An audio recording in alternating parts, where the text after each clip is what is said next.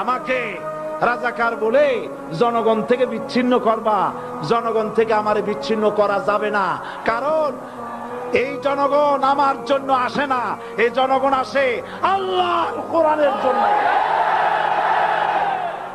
বাংলাদেশের মুসলমানদের শরীরে এক বিন্দু রক্ত থাকতে শয়তানের তৈরি করা ধর্ম নিরপেক্ষ মতবাদ বাংলার জমিনে কায়েম হতে দেওয়া হবে না, হবে না। আমরা মানুষের তৈরি করা আইন মানি না।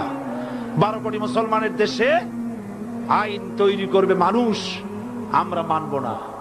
পার্লামেন্টে তৈরি হতে হবে কোরআন দিয়ে, পার্লামেন্টে আইন তৈরি হতে হবে কোরআন দিয়ে, এবং কোরআন হবে, আল কোরআনের পার্লামেন্ট হবে বাংলাদেশে। ধর্মের নামে রাজনীতি নয়, আমরা ধর্মীয় রাজনীতি করি, আমরা এই কোরআনের রাজনীতি করি। এই কোরআন নিয়ে বাঁচতে চাই।